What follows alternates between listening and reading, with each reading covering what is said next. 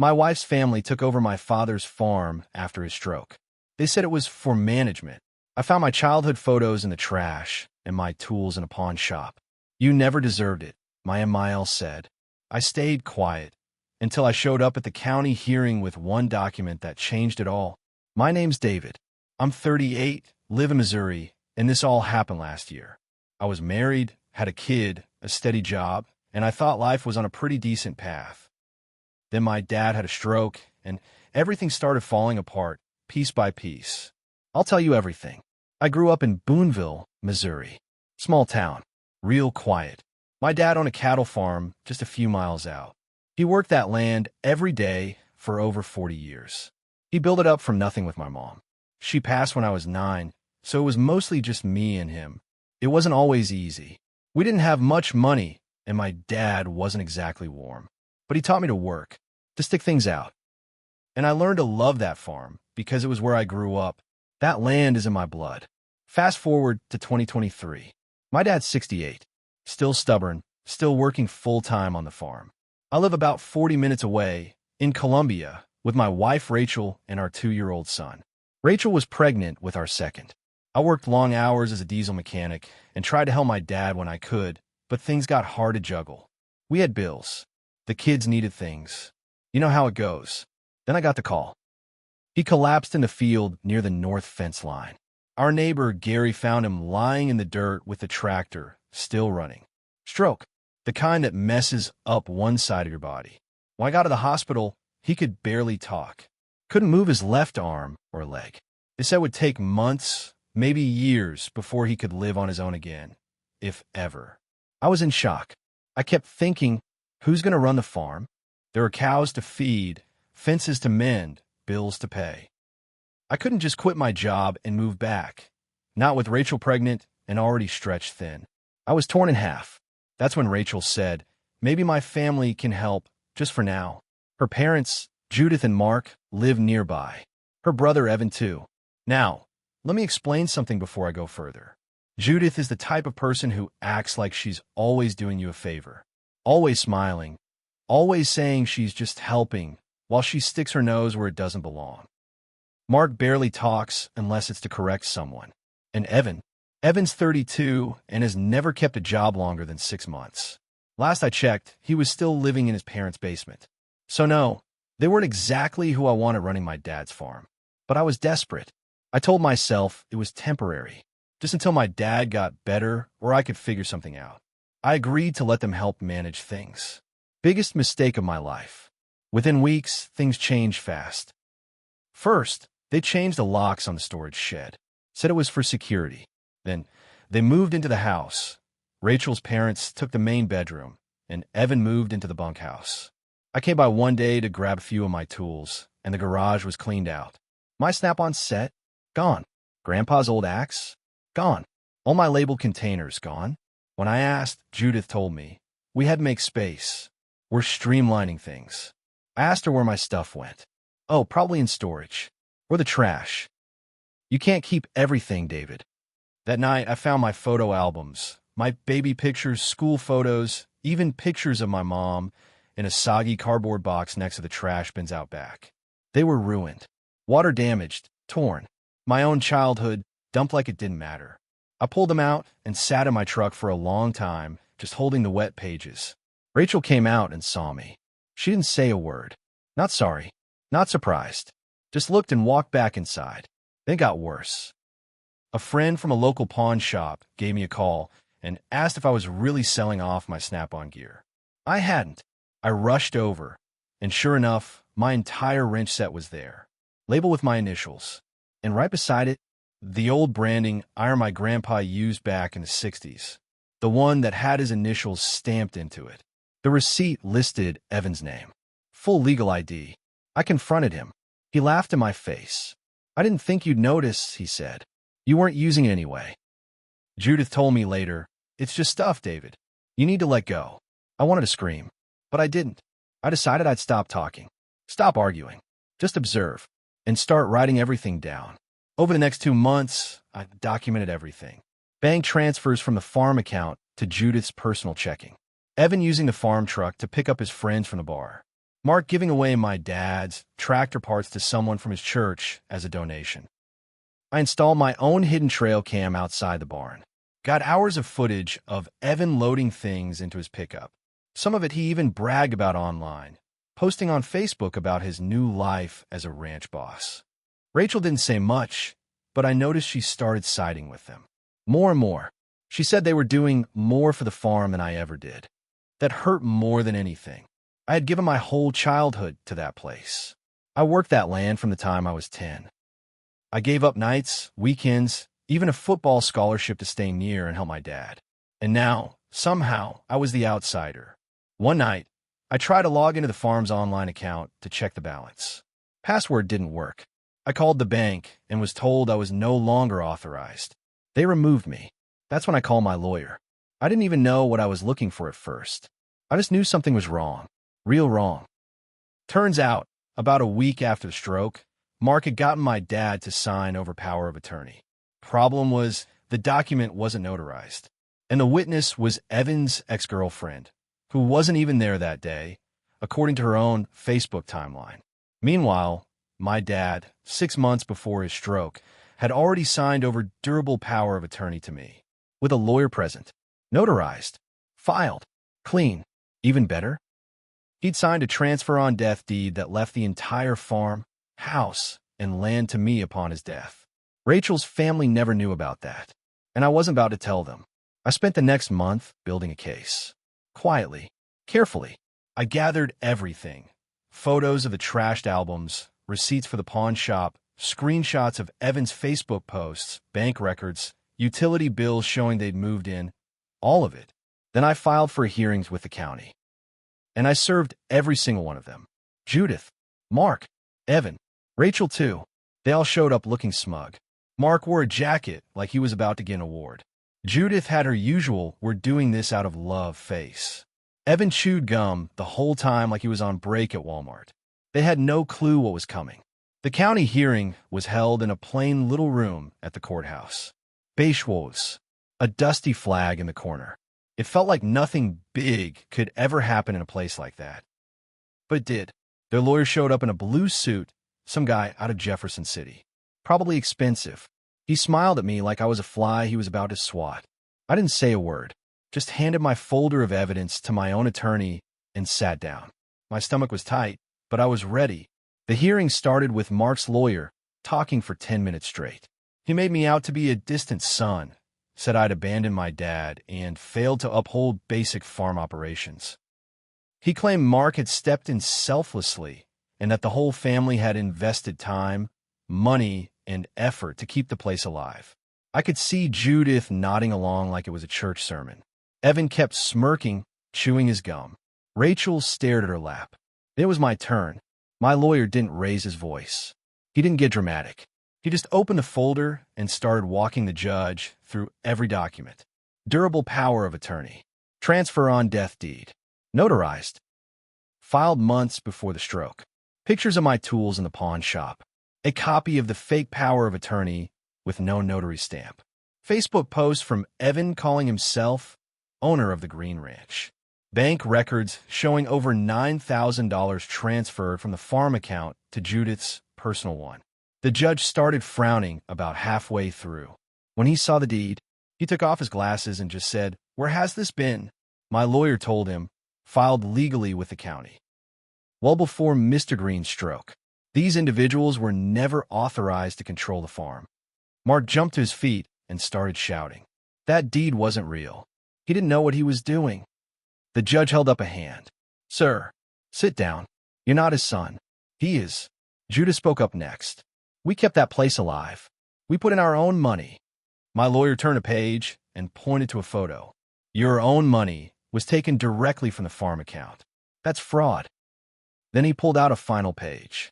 It was a written statement from my dad. My lawyer had visited him the week before and recorded him saying clearly, I gave the farm to my son. Only him." Evan tried to interrupt. "This is all fake. You think this guy ever cared about the farm? He was never around." I looked at him for the first time and said, loud enough for the judge to hear, "You pawned my grandpa's branding iron for $20. That shut him up. Then something happened I didn't expect. Rachel stood up. "Your Honor," she said, "I'd like to make a statement." I looked at her, surprised. So did her parents. She started off quiet, but her voice got stronger as she went. "I didn't know about the deed," she said. "I thought they were helping, but I saw the messages, the bank statements. I saw how they talked about the farm behind his back. I thought David was just being angry, but he wasn't. He was right." Judith gasped. "Rachel," she turned to her mom.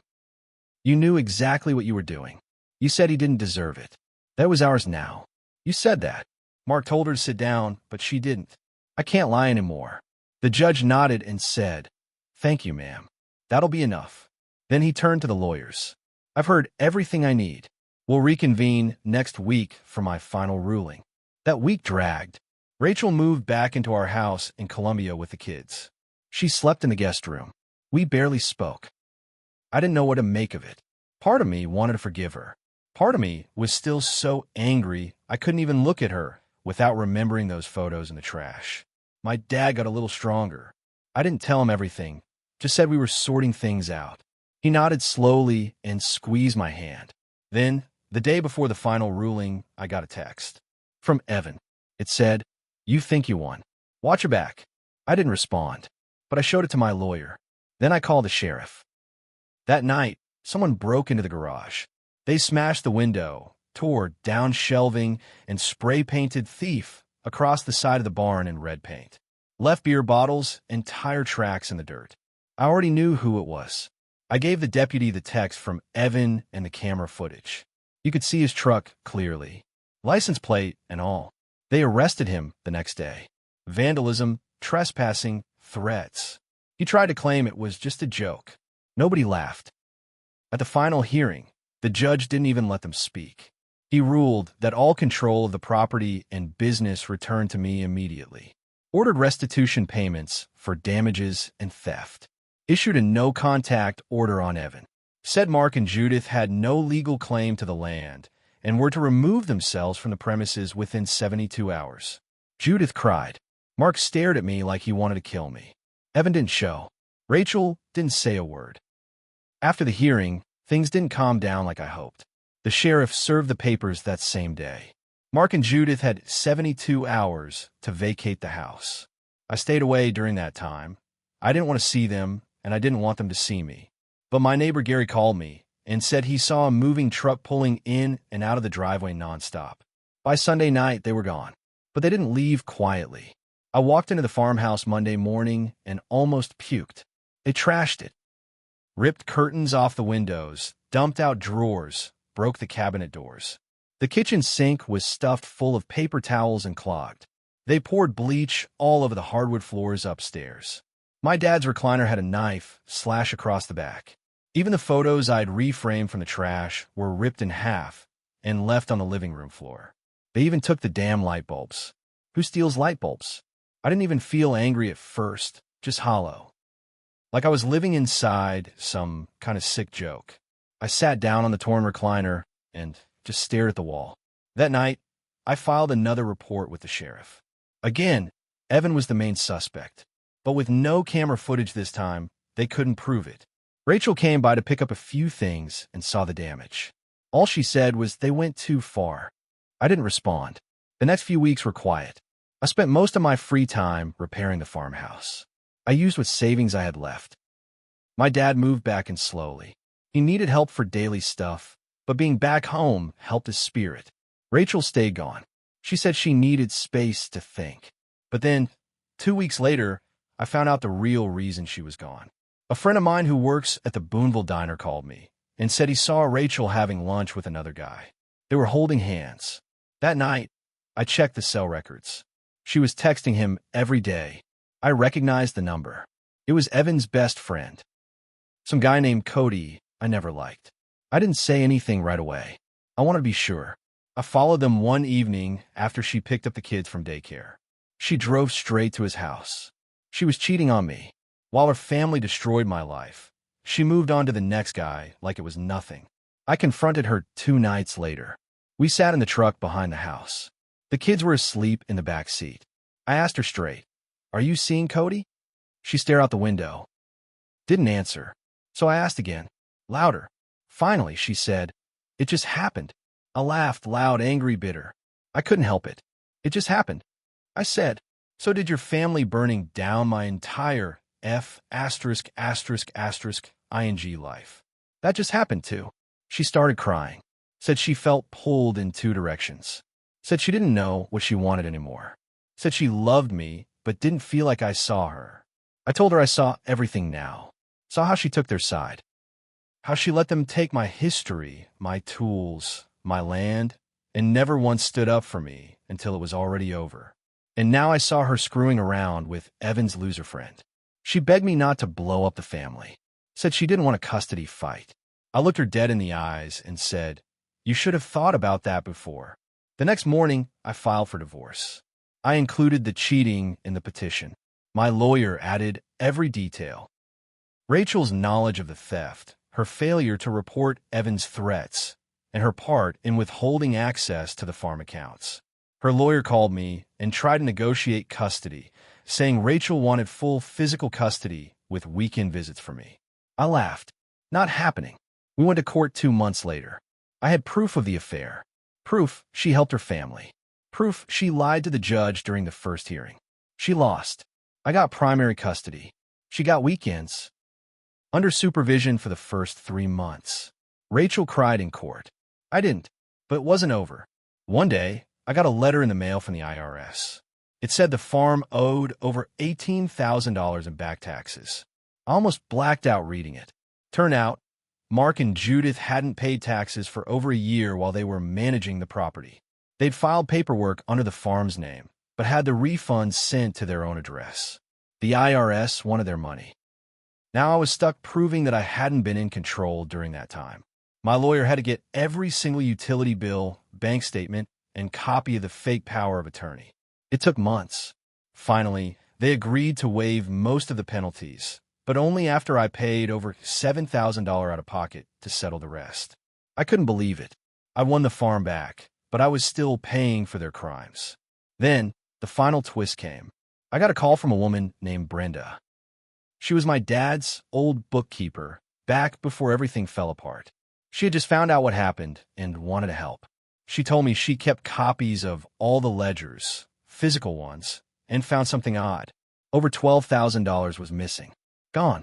Disappeared during the months Mark had control. She also told me something else. Before my dad had the stroke, he told her he was suspicious of Rachel's parents. Said he didn't trust Mark's interest in the books. Said if anything ever happened to him, to make sure David sees everything. She sent me copies of every transaction, every name, every check.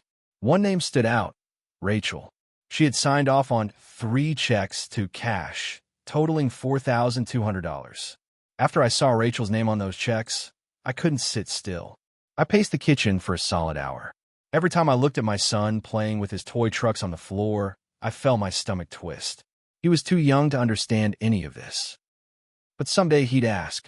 Someday, he'd want to know why Mom wasn't around much anymore. Why Grandpa's farm nearly went under. Why his dad went from being quiet to always carrying files, receipts, and camera screenshots everywhere he went.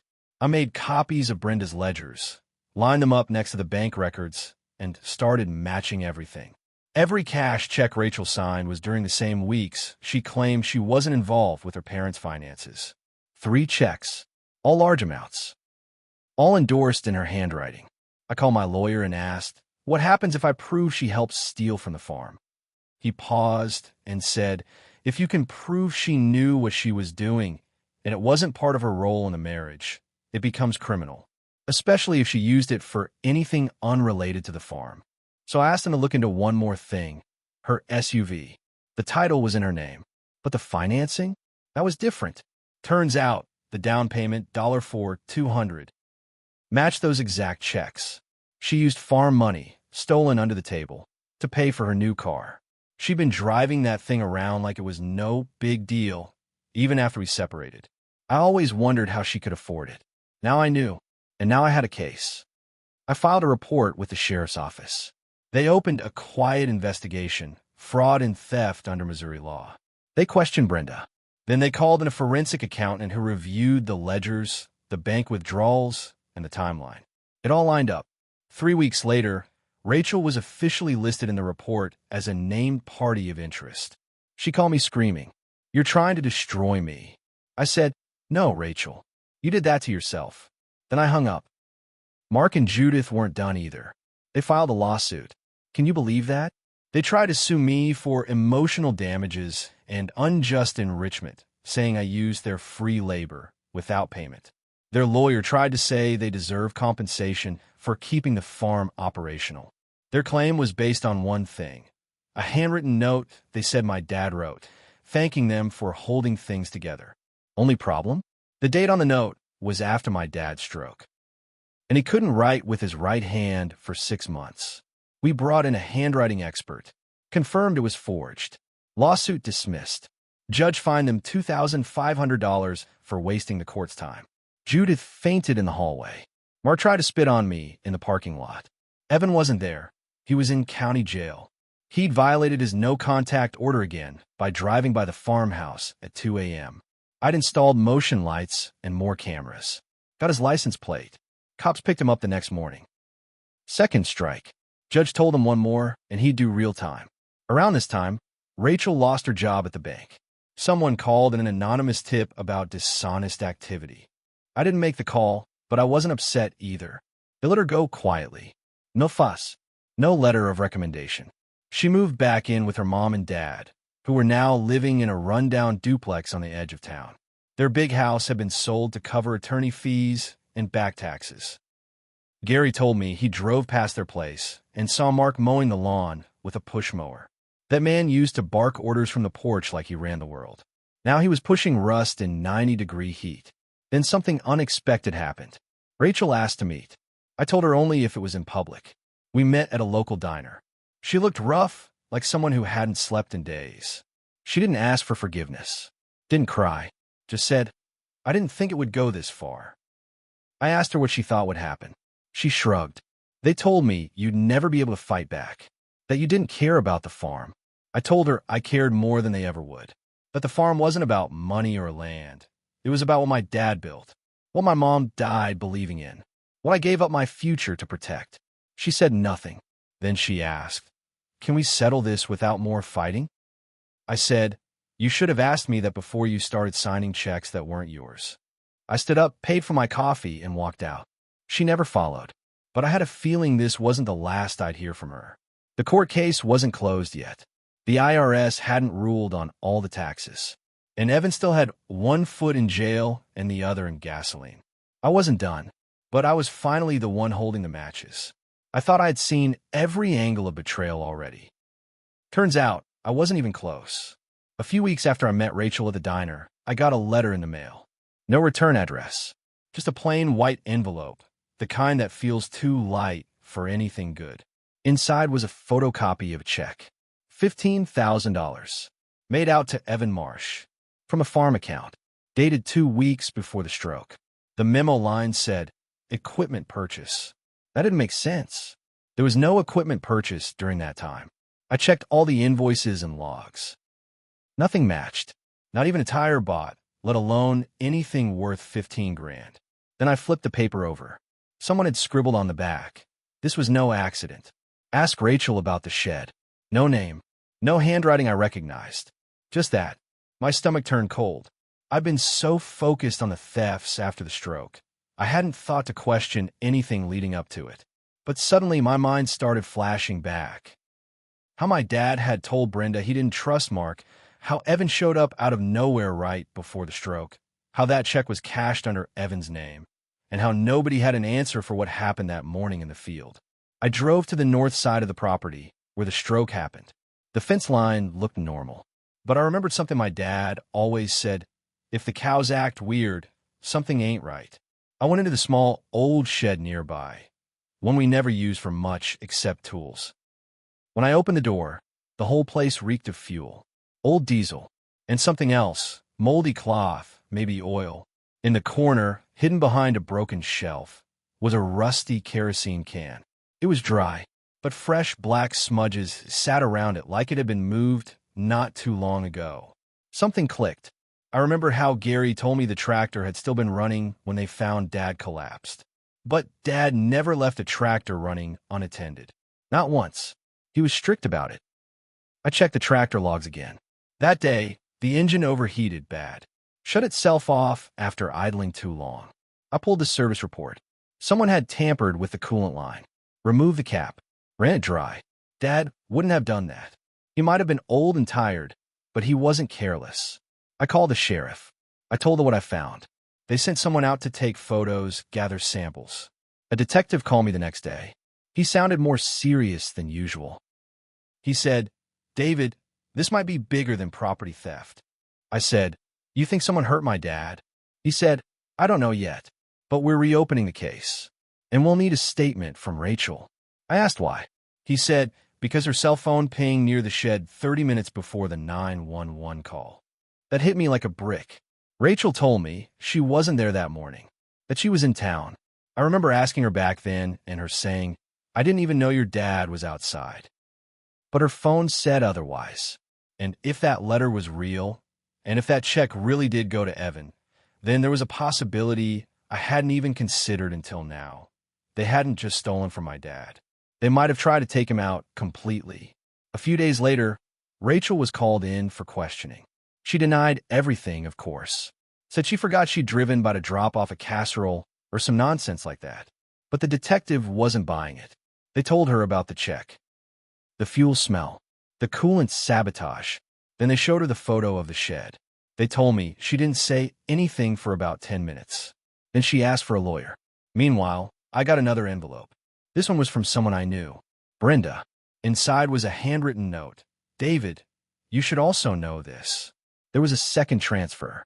$5,000. Mark signed it. "But your father never authorized that amount. I didn't report it back then because I was scared. I regret that now." She attached a copy of the transfer. It was marked land survey fee. We never had a land survey that year, but I remembered Evan talking about parsing off a few acres for a side business. Said it during a barbecue once when he was drunk and loud. Turns out they were planning to sell off pieces of the farm before the stroke, before they even had control. I gave all this to the detective. A week later, they subpoenaed Mark for financial documents. And that's when the third twist came. The farm wasn't the only place they were stealing from. Mark had been funneling funds through a fake contracting company tied to a P.O. box in Sedalia. The company didn't exist. The address was registered to a warehouse. That warehouse belonged to Cody's uncle. Yes, that Cody. Rachel's just a friend. It was all connected. Mark, Judith, Evan, Rachel, Cody, even Cody's family. They weren't just squatting and stealing. They were trying to pull off a full conversion. A quiet takeover of my father's life work. And they almost did. Almost. I wasn't sleeping much at that point. I kept waking up thinking about that $15,000 check. Thinking about the coolant line. The lies. My dad nearly dying in that field while these people circled the farm like vultures. And the more I thought about it, the more I realized I hadn't just been betrayed. I'd been targeted. They planned this. They planned to take everything, and if my dad hadn't survived, they probably would have gotten away with it. But they didn't count on me keeping records, or Brenda saving ledgers, or the cameras, or that letter. And now, the walls were closing in. A month later, the sheriff's department made the first move. Evan was officially charged with fraud, theft, vandalism, and attempted illegal property transfer. They had enough to link him to not just my tools and the pawn shop stuff, but also 2 fake invoices tied to the made-up land survey. He pled not guilty. Didn't matter. The judge denied bail. He had violated too many orders. Too many lies.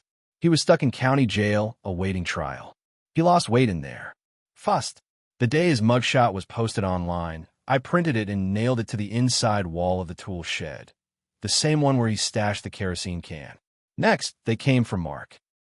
Turns out, that fake P.O. box company had been used in 3 separate fraud schemes, including one where he collected over $30,000 in consulting fees from a farming co-op grant my dad had applied for, but never got the funds from. He was arrested at 6 a.m. on a Saturday. Judith answered the door, screaming. Cops took Mark out in cuffs. The news hit the local paper that afternoon. Mark Baxter, arrested for wire fraud, theft by deception, tax evasion, and forgery. Then came Rachel. When the detective finally cornered her with the timeline, the money trail, and the ping data from her phone, she cracked. She agreed to a deal. Gave up Cody. Gave up the plans her family had made. Gave him access to every email, text, and bank transaction. She admitted they were already working on transferring assets the week before my dad's stroke. She also admitted she was the one who wrote the letter, the one that came in the mail, warning me to ask about the shed. Said guilt was eating her alive, but she still lied about one thing. She swore she wasn't involved in the sabotage. That was enough for me. A week later, my dad finally sat in front of the detective. It had taken months of rehab, but he was ready. They showed him the photos, the checks, the P.O. box scheme. They asked him if he ever authorized any of the money. He said no, never. If my hand didn't sign it, it wasn't real. That was all they needed. Rachel avoided jail, but the judge gave her probation for 3 years and ordered full restitution of every dollar she helped transfer, over $11,000. She lost custody. She lost her job. She had to sell her SUV. And because she confessed to lying during the first hearing, the judge warned her that any more deception would land her in jail. Cody was arrested shortly after. Accessory to fraud. Money laundering. The P.O. box scam had touched other farms, and he had a hand in all of it. I drove by the sheriff's office the day they booked him. Watched from across the parking lot as he was led in, hands cuffed behind his back, head down. I took a photo, sent it to Rachel. Didn't write a caption. Evan pled out. Got 3 years in prison. No parole for at least 18 months. Mark's trial dragged, but in the end, he was convicted. 5 years minimum. The judge said something I'll never forget. You didn't just steal money. You tried to erase a man's legacy. Judith cried in court. Said she was duped. The court didn't buy it. She wasn't charged, but she lost everything. Their house, their savings, their reputation. She now works at a local motel, cleaning rooms. Sometimes I drive past on the way to the feed store. I don't honk. I don't wave. She knows.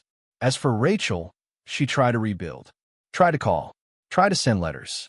Said she wanted to explain everything in person. I never responded. I let the silence be her answer. She moved 2 towns over. Has a weekend job at a gas station. Her supervised visits with the kids are now 1 hour, twice a month. My lawyer is working to end even that. I told the judge, my children will not grow up around people who steal, lie, and cover for attempted murder. He agreed. I rebuilt the farm. Every broken board, every trashed room, every stripped-down wall, they've all been repaired. Not perfect, but mine. I planted a new tree in the front yard where the old one had died. I hung a new family photo above the mantel, me, my dad, and the kids. Sometimes my dad still asks, why'd they do it? I tell him, because they thought we were weak. He nods, doesn't speak, but he knows. And me? I made mistakes. I trusted people I shouldn't have. I looked the other way too long.